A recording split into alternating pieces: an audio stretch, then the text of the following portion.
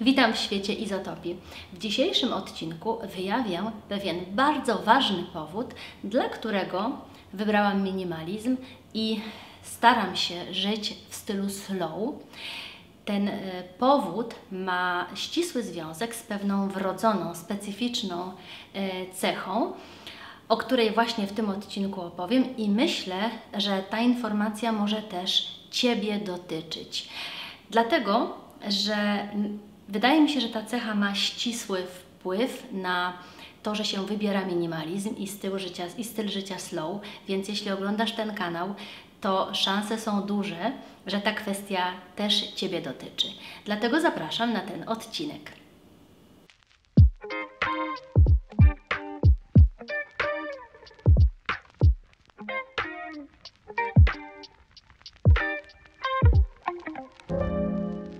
Czasami słyszę od innych albo czytam w komentarzach, że minimalizm jest smutny, a moja mała szafa kapsułowa nudna.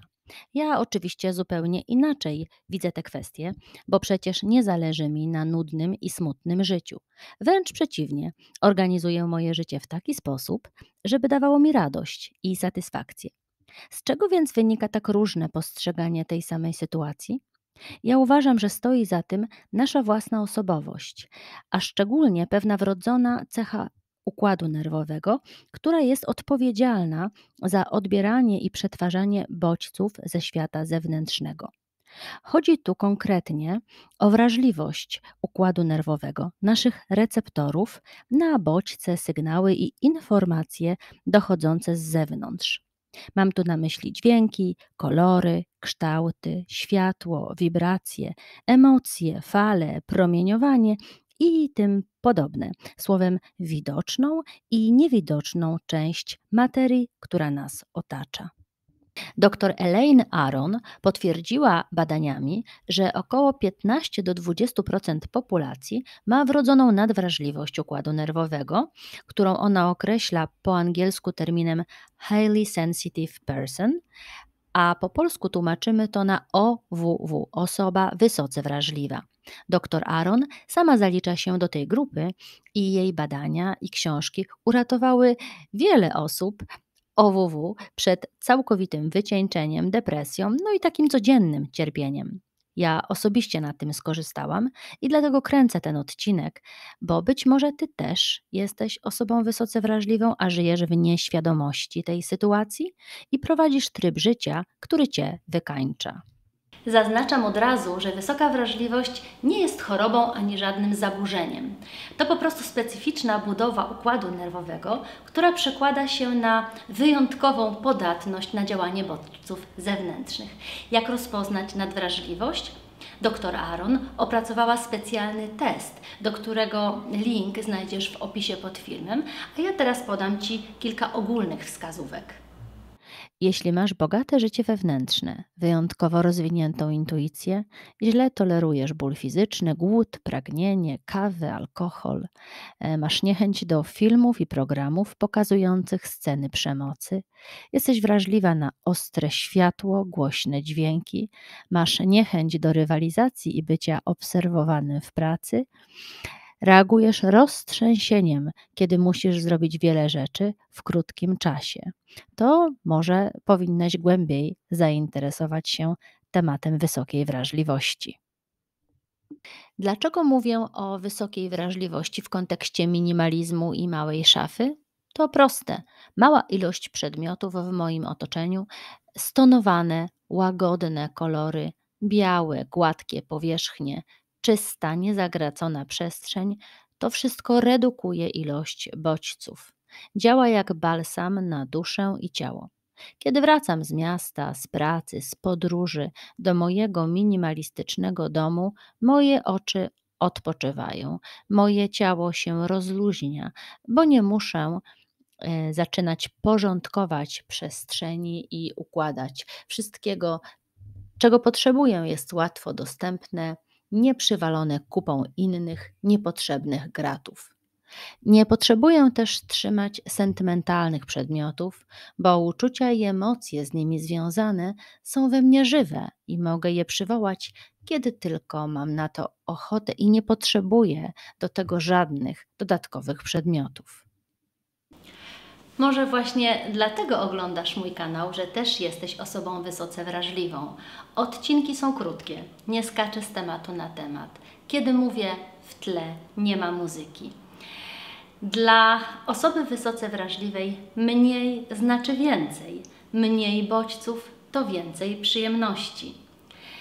Jeśli myślisz, że to Ciebie też dotyczy, to napisz mi o tym proszę w komentarzach. Zastanawiasz się teraz pewnie, dlaczego warto być świadomym tej wysokiej wrażliwości, skoro to nie jest choroba, a w dodatku nie można się tego pozbyć, bo to cecha wrodzona. To jest bardzo ważne pytanie, a ja mam na to taką odpowiedź. Zauważ, jak szybko wzrasta liczba informacji i bodźców w obecnych czasach. Większość ludzi ma system nerwowy, który odbija ten nadmiar albo odbiera tylko część informacji. Reszta spływa jak woda po parasolu. Osoby wysoce wrażliwe nie mają takiej ochrony i często widzą, że reagują inaczej. Myślą, że coś z nimi nie tak, że mają jakiś problem, że są gorsi, niedoskonali.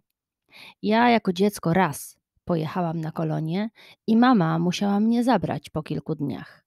Raz też poszłam z przyjaciółmi do nocnego klubu. Ja następne 2 dni spędziłam w całkowitej ciszy i samotności, żeby odreagować, podczas gdy oni wyspali się i poszli na kolejną imprezę. Przez większość mojego życia miałam poczucie, że jestem jakaś inna, niedostosowana, może słabsza. Zmuszałam się, by być jak inni, że może się przyzwyczaję, wytrenuję, wzmocnię, ale efekt był całkiem odwrotny. Chroniczne zmęczenie, lęki i bezsenność. Na szczęście znajoma, też osoba wysoce wrażliwa, dała mi książkę dr Aaron i podzieliła się swoim doświadczeniem. To bardzo zmieniło moje życie na lepsze. Spowodowało, że zaczęłam działać, żeby uprościć, odgracić, zwolnić i ograniczyć ilość bodźców w moim życiu. Zaczęłam obserwować siebie, opiekować się sobą łagodnie i z wyrozumiałością, tak jak mama opiekuje się dzieckiem. To, co najbardziej lubię w prowadzeniu kanału na YouTubie, to właśnie to, że mogę tu być sobą, mieć tę wolność, robić te odcinki tak, jak ja chcę i jak mnie się one podobają. Myślę, że wiele osób z mojej widowni to docenia. Myślę, że wśród Was jest wiele osób takich jak ja, osób wysoce wrażliwych. Część z Was ma tę świadomość, a część może dopiero teraz sobie zaczyna z tego zdawać sprawę. Bardzo proszę, dzielcie się w komentarzach swoją wiedzą, to naprawdę pomaga. A dla tych, którzy nie mają wiedzy na ten temat, a czują, że rzeczywiście może im się to przydać, to polecam książkę doktora Lane Aaron. Mnie ona bardzo dużo dobrego wniosła do mojego życia. Jeśli macie dla mnie jakieś jeszcze informacje w tym temacie, bo macie ten temat bardziej rozpracowany niż ja, to ja też będę wdzięczna za wszystkie komentarze. Dziękuję dzisiaj bardzo za uwagę. Życzę Wam wszystkiego dobrego i do zobaczenia w następnym odcinku. Pa!